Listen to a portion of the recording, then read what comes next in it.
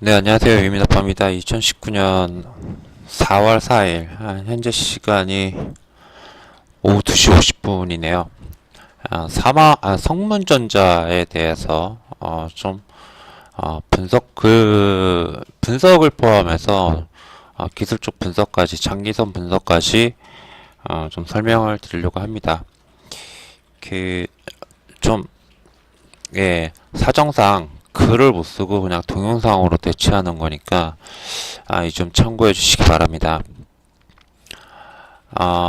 성문전자라고 하면은 간단하죠. 원래 이제 글을 쓸 때 어떻게 써야겠다라는 걸 머릿속에 넣고 쓰거든요. 그러니까 미리 좀 생각을 하고 써요. 어떤 내용으로 써야겠다라고요. 일단 최근에 제가 두 개 종목을 좀 보여드렸어요. 하나는 한국 단자라는 종목을 갖다가 써드렸었죠. 예, 한국 단자. 보통 이제 콘덴서를 만드는 그러한 기업으로 잘 알려져 있습니다. 국내 1위 사업자고, 콘덴서다라고 하면은 여러분들 다들 잘 아시다시피, 전자, 전기, 그 다음에 전장용 모듈이나 이쪽에 들어가는 웬만한 이런 커넥터라든지 이런 것들을 갖다가 생산하는 기업이죠. 자, 한국단자가 이제 주요 사업은 정확하게 콘덴서 쪽이 아니라 아시다시피 제가 뭐라고 그랬죠? 예, 커넥터 쪽이라고 말씀을 드렸습니다.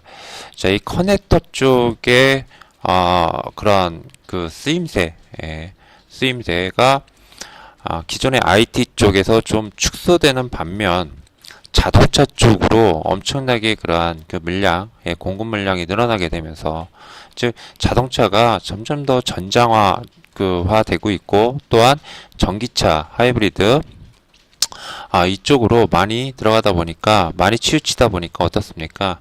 예, 아시다시피 콘덴서라든지 아니면은 이런 커넥터와 같은 이러한 전자 부품들이 굉장히 많이 들어가죠.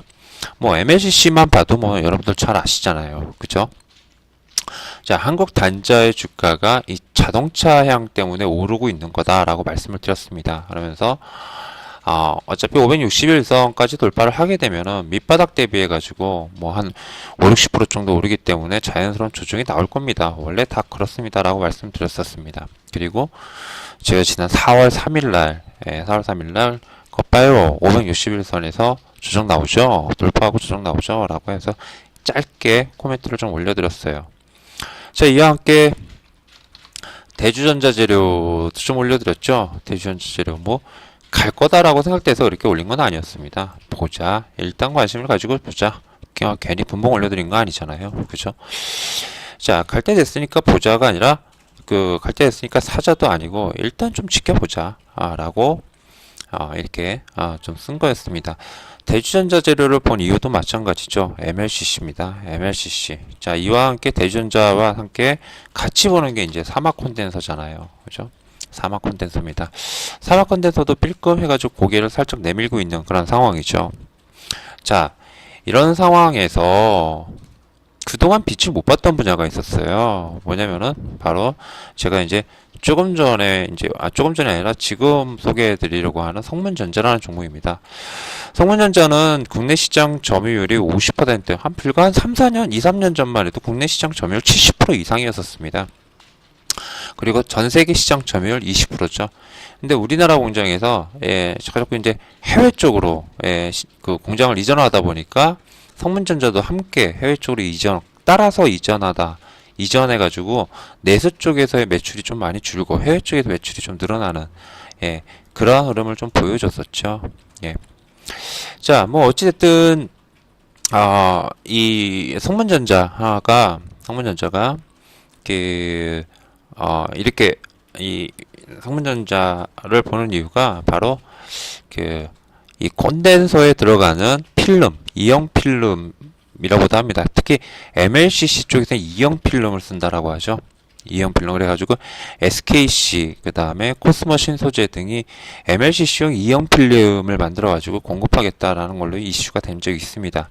그런데 성문전자 같은 경우는 이미 아시는 분들은 아시다시피 그러니까 사막 콘덴서 등을 통해 가지고 이런 콘덴서 업체들의 필름을 공급하고 있고, 이 필름을 이용해 가지고 MLCC를 갖다가 만들고, 이 MLCC가 그 현대차에서 나오는 아이오닉이라든지, 아니면은 일부 이제 이 기아의 니로라든지, 아니면은 그 여러 그 하이브리드 자동차에 탑재되고 있다라는 거, 이런 것들 혹시라도 성문전자를 아시는 분들은, 예전부터 매매하셨던 분들은 아시고 계시지 않을까 싶습니다. 자, 그랬던 기업이에요. 즉, 뭐 전장적으로 콘덴서, 특히 이 그 커넥터는 아니지만은 커넥터라는 게 이제 콘덴서하고 같이 많이 쓰이는 거잖아요. 그래서 연관성이 있거든요. 같은 업종으로, 같은 산업, 같은 테마 내에서. 걔네들이 갈 때 사실은 얘네들은 거의 못 갔습니다. 이렇게 문제가 좀 있었죠. 성문전자가 그동안. 자, 문제가 있었는데, 자, 이 종목을 갖다가 제가 지난 그 대구 번개 모임 때 이렇게 웃으면서 이렇게 말씀드렸어요. 정치주도 한번 해볼랍니다. 라고요. 그랬더니 옆에 계셨던 회원님이, 옛날부터 인프락 때부터 계속 함께 하셨던 회원님이 옆에 앉으셨는데, 이 회원님이 그럼 기대되는데요. 도대체 유민 아빠가 진짜 정치주를 하시려나? 라고 웃으시면서 말씀하시더라고요. 전 정치주 안 해요. 정치주 안 합니다.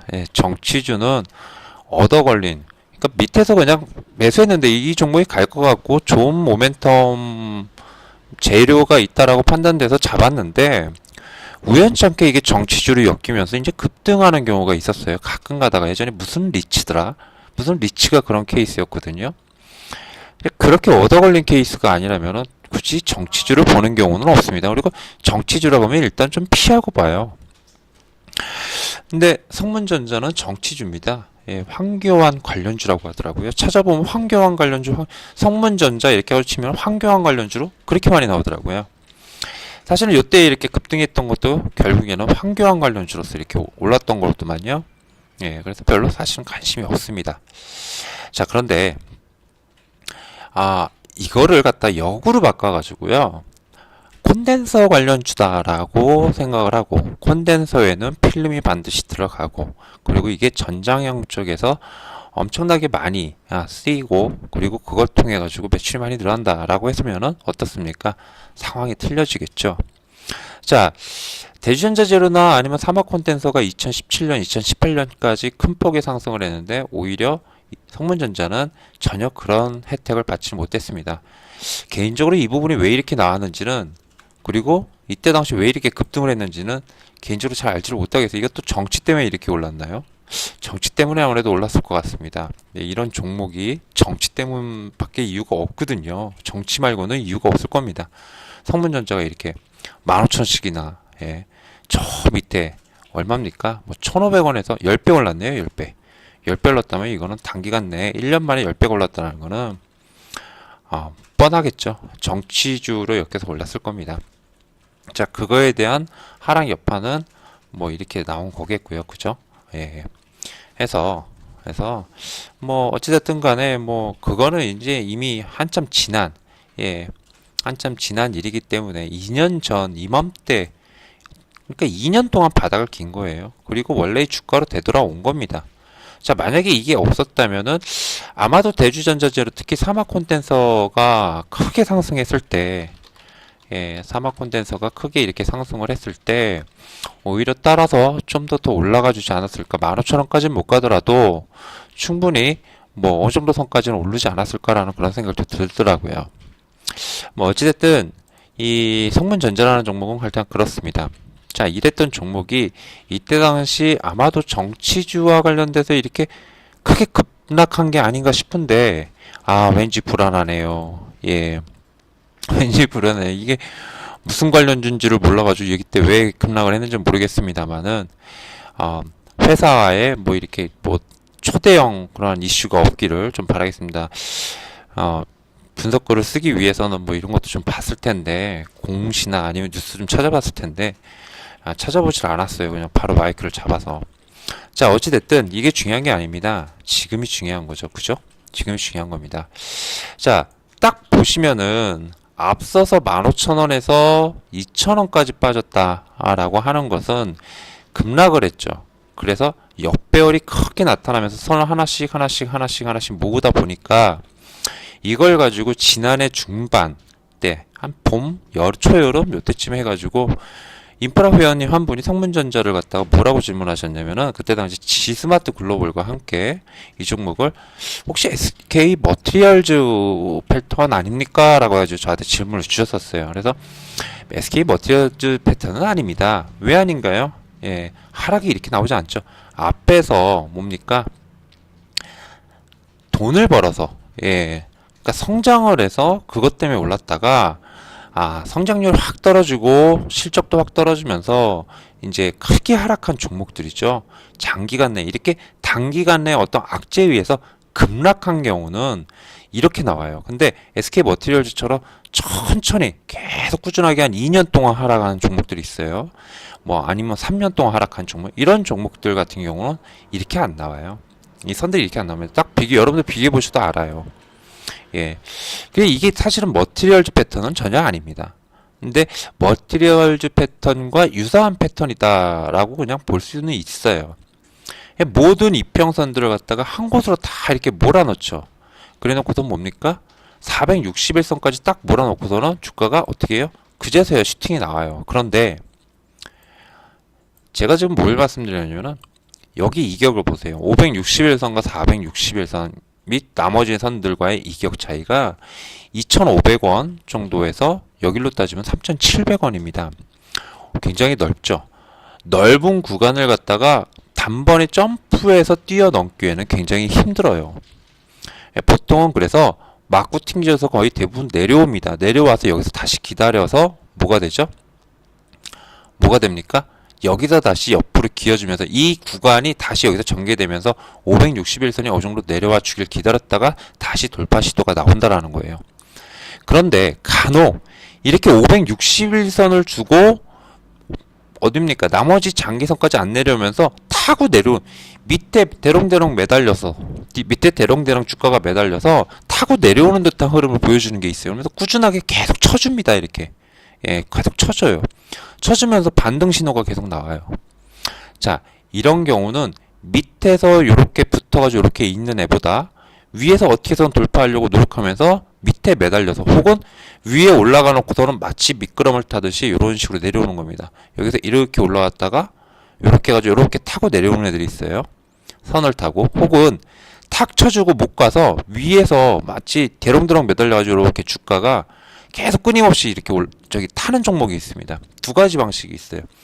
이런 경우는요, 좋아요. 오히려 밑에서 이렇게 있는 애들보다 어떻습니까? 위에서 이렇게 타서 미끄럼 타듯이 내려오는 애보다 밑에 매달려서 이렇게 대롱대롱 매달려서 내려오는 애들이 훨씬 더 힘이 좋습니다. 자, 여기서 이렇게 하고 있는 애들은요, 이 선이 내려오면서 주가를 어떻게 됩니까? 깔아 뭉개버릴 수가 있어요. 밑으로. 예. 근데 오히려 이렇게 내려왔다라는 거는 그만큼 의지가 세다라고 보고 그렇게 해석을 하고 그리고 나서 어떻습니까? 확실하게 돌파해 주는 흐름을 갖다가 확인한 다음에 예. 그 다음에 뭡니까? 매수를 해요. 예. 그러면 지금 매수하면 되는 거 아니냐? 지금 보니까 어떻습니까? 예, 슬그머니 이렇게 올라타줬죠? 매수하는 거 아니냐? 예, 맞을 수도 있어요. 맞을 수도 있습니다. 자, 요선이 지금 이렇게 된 케이스예요. 예, 보시면은 120주선에서 지금 꽉 밀려 있죠. 120주선에서. 그럼 120주선을 올라탄다라는 건 뭡니까? 예, 이제는 종가상으로 주봉에서 120주선만 확실히 올라타 주면은 사실은 잡아도 되는 자리예요. 모멘텀만 확인한다면. 자, 그 모멘텀 확인해 주기까지는 주가가 여기까지 올라갈 수도 있고 여기까지 올라가서 확인해 줄 수도 있습니다. 즉 이놈도 MLCC 관련주예요. 아니면 이놈도 전장 때문에 얘네들의 필름이 굉장히 많이 팔려요. 뭐 이런 류의 기사나 이런 것들이 나와줘야 돼요. 자, 여러분들 나온다고 보십니까?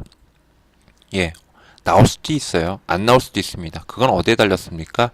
사마콘덴서나 아니면은 대주전자재료, 삼성전기, 그 다음에 뭐 한국단자 이런 종목들이 주가 흐름을 보면서 이 종목도 함께 어깨를 나란히 하고 간다라고 하면 나옵니다. 자, 그거의 시작점은 바로 120주선 혹은 일봉에서 561선을 갖다가 올라타는 흐름, 그리고 그 위에서 며칠간 확실히 지지해주는 흐름이 나온다면은 뭐죠? 예, 가능성이 있다라는 겁니다. 그래서 이런 것들을 또 자세하게 살펴볼 필요가 있어요. 무조건 대주전자 재료 혹은 사막 콘덴서 이런 종목들도 보면 당연히 좋죠. 그런 종목이 오히려 더 좋아요. 하지만은 또 한편으로는 이런 종목들도 놓칠 필요는 없다라는 겁니다. 오히려 코스모 신소재라든지 이렇게 약간 저 곁다리식으로 우리도 이형 필름 만든다 해가지고 공급한다 이것보다는 확실하게 뭡니까? 성문전자 같은 경우는 레퍼런스가 있죠. 예, 공급했던 레퍼런스가 있습니다. 우리가 뭐 사막 콘덴서나 이런 데다가 이형 필름 납품했더니 그 필름으로 MLCC 만들어가지고 현대차에다가 현대차 이 50개이나 아니면 기아차 니로나 이런 하이브리드나 전기차에다가 탑재하더라? 그러니까 우리가 2차 밴더야. 예, 요런 명분이 있어야 되니까. 요런 명분이 있으니까 다른 종목들에 비해서 오히려 더 쉽게 할 수 있다라는 거죠. 자, 그동안 긴 기간 동안에 뭡니까? 하락의 여파를 갖다가 견뎌낸 그런 종목이에요. 하기 때문에 이런 부분들도 한번 고민해 볼 필요가 있다라는 거죠. 약간 저 스타일, 그러니까 유민아빠 스타일성이 강한 그런 종목이에요. 관련된 뉴스도 없고, 그리고 뭐 관련된 증권사 리포트도 없고, 아무것도 없는 상태에서 차트만 보고 이거 왜 이러지? 라고 했을 때, 자, 황교안 관련주는 말씀드렸습니다. 예, 밑으로 빠졌을 거예요. 근데 그게 아니라는 겁니다. 그러면은 뭔가 준비하고 있다라는 것이고요. 정치주가 아니라면은 그러면은 전장용 콘덴서 납품, 한국 단자 보니까 전장형 뭡니까? 아까 그 커넥터가 엄청나게 들어가면서 실적 반등이 나올 거다라고 제가 분석을 해드렸잖아요.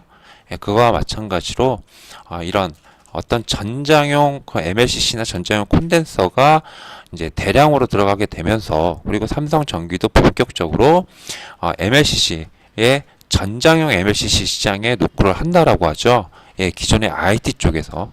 그러니까 이런 부분들까지도 고민을 한다면은 충분히 가능성을 보고 거기에 맞는 그러한 관련주다라고 생각을 하고 볼 필요가 있는 자리다라는 거죠. 그 전까지는 볼 필요가 없는 자리예요. 561선 혹은 주봉상 종가로, 금요일 종가로 120주선 올라타고 그 다음 주까지 봐서 확실히 견고하게 지지해 준다라고 했을 때는 그렇게 보는 겁니다. 자, 지금 현재 가장 밑에 있는 선은 2,660원이고 지금은 3,100원대예요. 굉장히 깊죠? 굉장히 깊습니다. 그러니까 당분간 단기적으로 어떤 자리를 지지해 주는지 이런 여부들을 좀 체크해 보면서, 그러면서 접근 가능한 그런 자리일 겁니다. 리스크라면은 시장에서 이 종목이 그 관련주다라고 안 가르쳐 주면은 가는데 한계가 있어요. 아니면 그대로 못 가고 찌그러져서 밑으로 쭉 빠질 수도 있습니다. 요게 리스크예요. 요게 리스크입니다. 그런 부분 대신에 시장이 안 가르쳐 줬기 때문에 오히려 기존의 주가가 다른 애들은 어떻죠? 다른 애들 예를 들어 가지고 사막 콘덴서다 이러면 정말 많이 올랐잖아요. 정말 많이 올라서 그냥 중기조정 받는 중이에요. 그죠? 예. 그럼 얘는 어디서부터 올랐습니까? 저 밑에 9,000원에서 10만원, 11만원까지 올랐던 종목이에요. 그리고 나서 6만원입니다. 아직도 얼마입니까? 거의 한 6배? 7배 정도 올라와 있는 상태입니다. 저 밑바닥으로 봤을 때는. 예. 하지만은, 이쪽 종목은 실적으로 보나 뭐로 보나, 그거에 대한 관련주로서 그렇게 크게 부각된 적도 없고, 그것 때문에 주가도 오른 적도 없어요. 그리고 그것 때문에 얘네들이 이렇게 갈 때 실적이 엄청나게 좋아지거나, 함께 엄청나게 좋아지거나, 이런 적도 없습니다. 당연히 안 되죠. 예. 하지만은 분명히 관련된 종목으로서 뭔가 이렇게 변화되는 모습이 조금이라도 보여진다면은 얘네들의 어떤 키높이에 조금이라도 맞추기 위해서 좀 탄력적인 흐름이 나올 수 있다라는 점에서 이런 성문전자 같은 이런 종목들도 이렇게 약간 좀 삐꾸다리, 예, 그러니까 삼성 머티리얼즈 패턴은 아닌데 삼성 머티리얼즈 패턴의 약간 좀 많이 변형된 그러한 패턴이죠. 이거는 뭐 사실은 그걸로 보는 건 아니에요. 절대 그걸로 봐서도 안 되고요. 하지만은 그걸로 봤을 때 중요한 선을 갖다가 돌파하는 거는 목전을 뒀기 때문에 목전을 뒀기 때문에 한번 여러분들께 소개를 한번 해봐 드렸습니다. 뭐 사실은 실전 종목으로 하기에는 조금 좀 많이 부담되는 그런 종목이에요.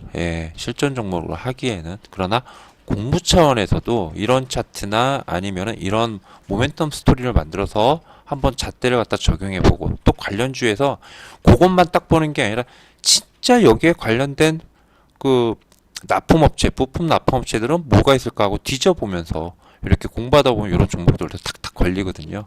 그러니까 한 번쯤 봐둘 필요는 있지 않나 그런 생각이 들어서 여러분들께 소개 한번 해봐드렸습니다. 자, 이상 유민아빠였습니다. 다음 종목에서 또 뵙도록 할게요. 감사합니다.